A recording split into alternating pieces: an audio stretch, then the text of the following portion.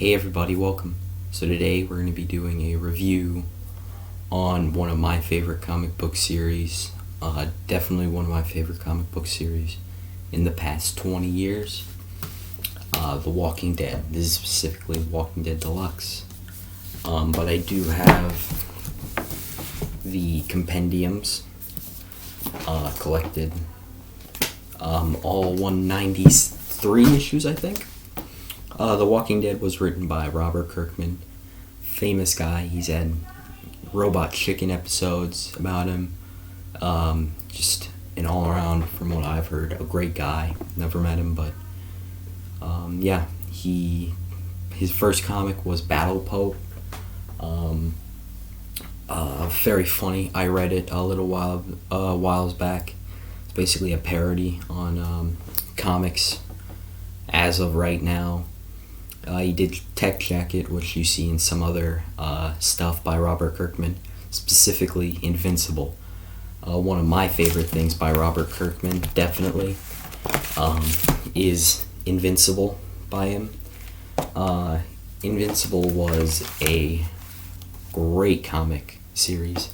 I read it all a few months back, and I did a review on it, so if you want my in-depth analysis of Invincible, go check out that review.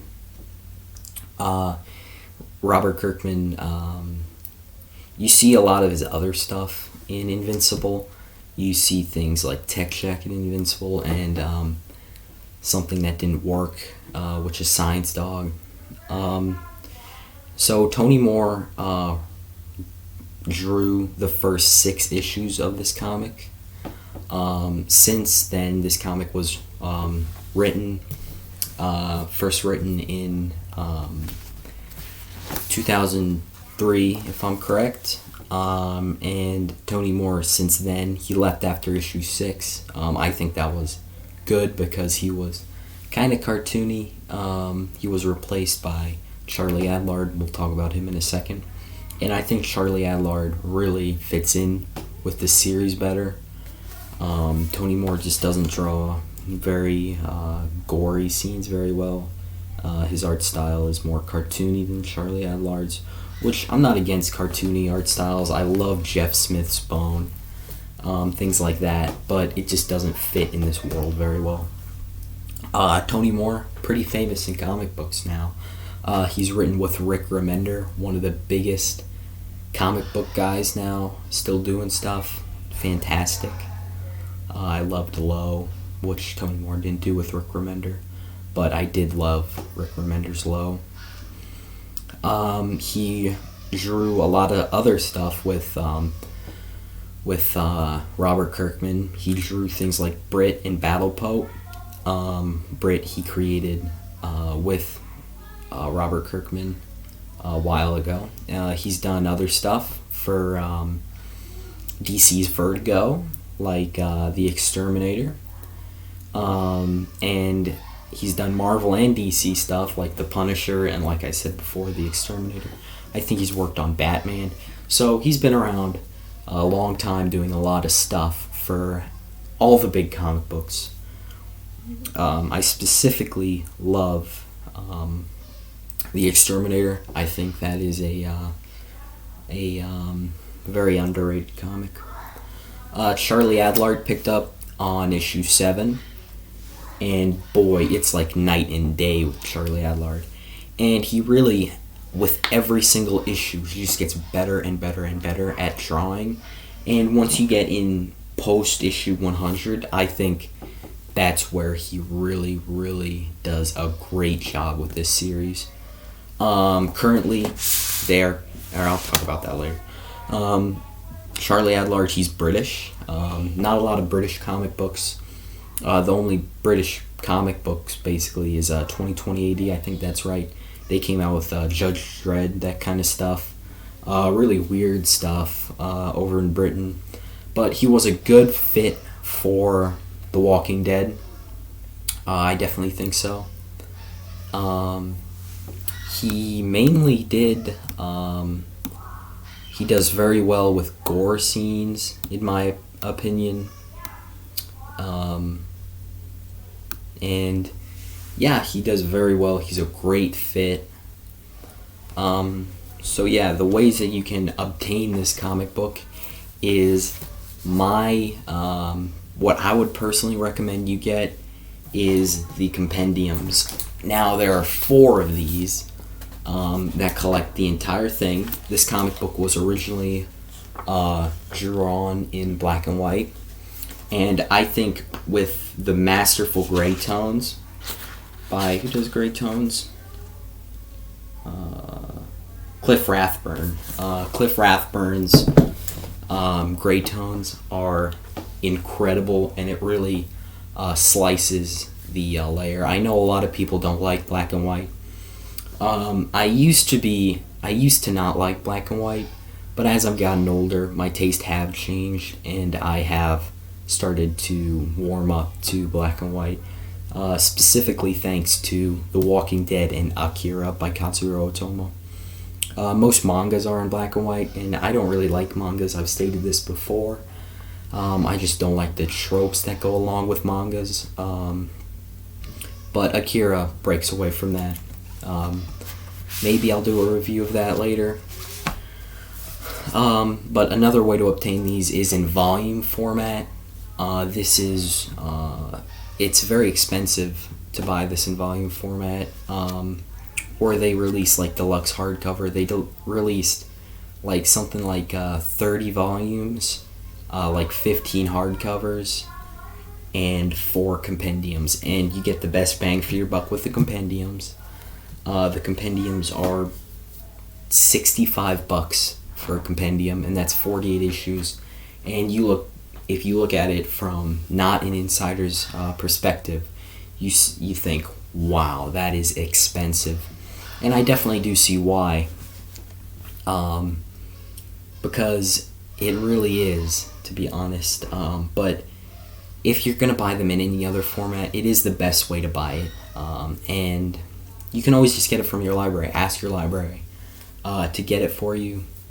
Let other people read it in your community. And it doesn't really matter. But what I'm doing right now, I've already read through the entire series.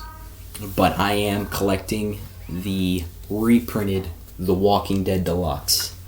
And it was printed in full color. Great, they're up to issue 16 right now. And they're printed in amazing full color. Just great colors by Dave McCaig. I still don't have a solid opinion on if I like the colors or the black and white better. I think I'm going to have to get into when Charlie Adlard really starts to shine, which is around issue 50, when he starts to get really good. And then issue 100 is where he peaks, and then he just keeps going great from there. But yeah. That is the main ways to get this comic. They're releasing this for $4 an issue. They release 2 issues a month, so it's not too bad. If you look at it, $8 a month, that's not too bad. But yeah, this comic book follows Rick and Carl mostly. Rick is a police officer who got shot while he was serving, and he wakes up after being in a coma for a few months to this zombie apocalypse. He's in the hospital.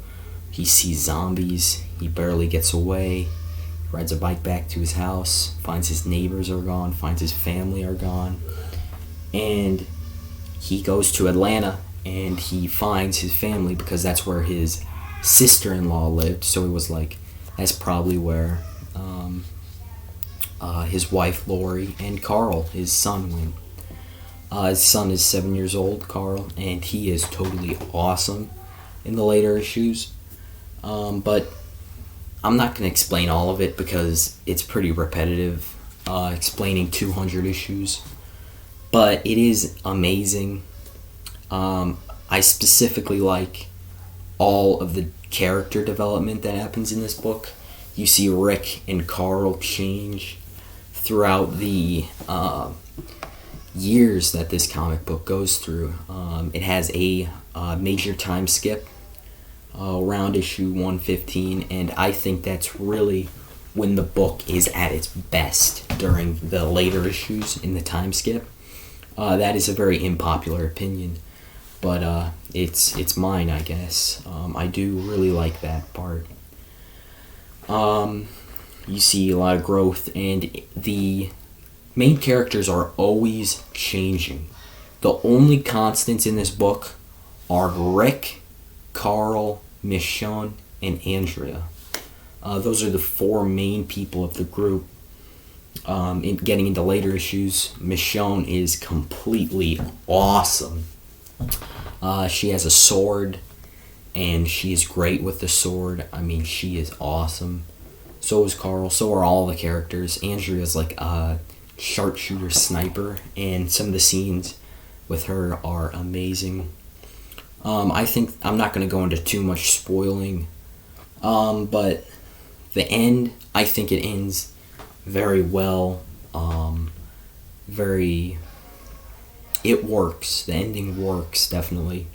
And you really get to see into how something that happened a long time ago, like the infection of the zombies, because the last issue takes place way later, and you see how humans have started to cope and really grow after this.